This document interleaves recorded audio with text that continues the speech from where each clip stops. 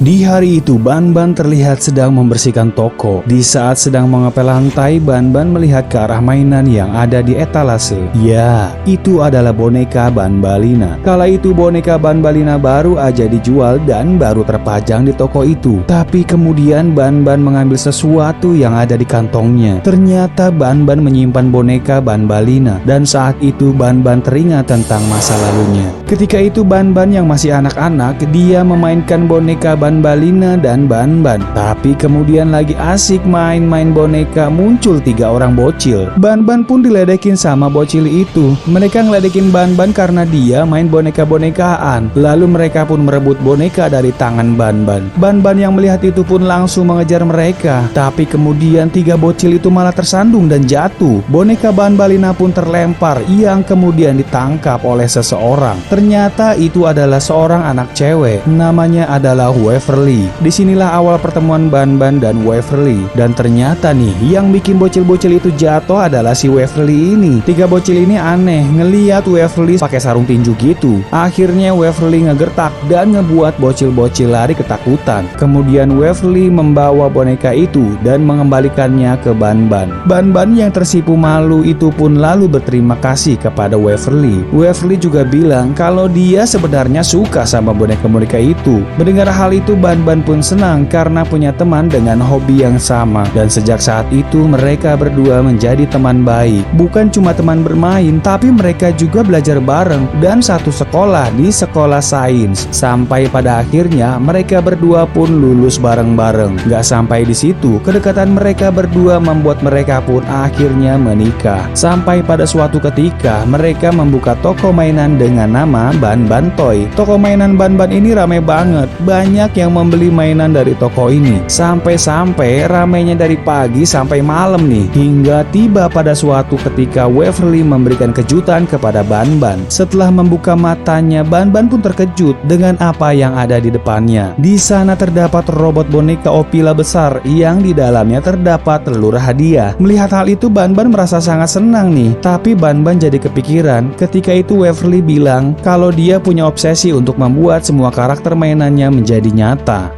Hari berikutnya, hari itu untuk pertama kalinya robot Opila dimainkan oleh anak-anak. Kala itu anak-anak sangat senang dengan robot Opila ini. Waverly yang melihat itu pun ikut merasakan kebahagiaan mereka. Tapi kemudian sesuatu yang tidak terduga terjadi. Ketika itu robot Opila konslet. Melihat ada yang gak beres, Waverly pun menggendong anak itu. Gak lama setelahnya robot Opila itu pun meledak. Ban-Ban dan Waverly hanya bisa melihat dari kejauhan ketika robot Opila itu sudah hancur. Karena kejadian itu membuat toko Ban-Ban pun kebakaran. Dan seketika itu juga mereka berusaha untuk keluar dari sana. Tapi ketika Ban-Ban dan Waverly mau keluar, mereka mendengar suara anak meminta tolong. Di antara api dan asap, di sana mereka coba melihat asal suara panggilan anak itu. Waverly yang melihat ada satu anak terjebak di sana, lantas langsung pergi menolongnya. Dia pun menggendong anak itu dan berusaha untuk keluar dari sana. Tapi begitu lari, di perjalanan tiba-tiba plafon gedung runtuh dan puing-puing itu jatuh ke arah Waverly di sana. Di tempat lain, Ban-Ban yang ada di luar gedung sambil menenangkan anak-anak di sana, dia pun menunggu Waverly keluar dari gedung itu. Nggak lama ada seorang anak yang keluar sendirian dari gedung itu. Sementara Waverly nggak keluar-keluar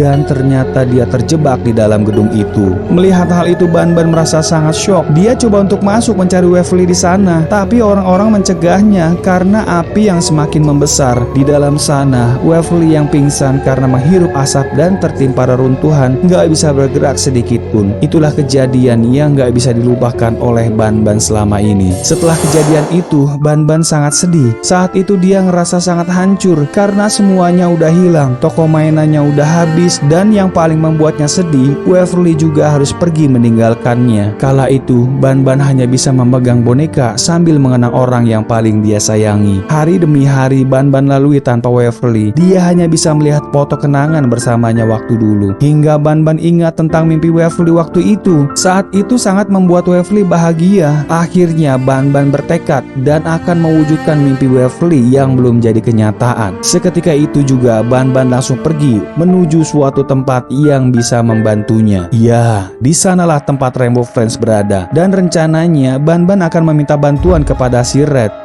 Di dalam sana terlihat Red yang sedang sibuk dengan eksperimennya. Tapi kemudian dia kaget dengan kedatangan Banban di sana. Banban yang datang langsung meminta Red untuk membantunya bertransformasi. Red yang mendengar hal itu memperingatkan resikonya. Tapi Banban yang kala itu udah bertekad kuat, dia pun menerima semua resikonya. Kemudian Banban yang terlihat udah bersiap di meja eksperimen, sementara Red sedang menyeting alat dan bersiap menjalankannya. Nggak lama setelahnya terlihat sinar dari Cannon Blaster itu. Saat itulah Banban memulai transformasinya. Meskipun sakit, Banban coba untuk menahannya hingga akhirnya proses transformasinya selesai dan kini Banban udah berubah menjadi monster Banban. Kemudian Red mendekat ke arah Banban dan bilang, "Nah, proses transformasinya udah selesai. Kamu udah berubah menjadi monster Banban sekarang. Nih, coba kamu lihat penampilan kamu sekarang." Banban lalu melihat ke arah kaca. Dia pun terlihat sangat puas dengan hasilnya. Tapi kemudian ada yang membuatnya terdiam.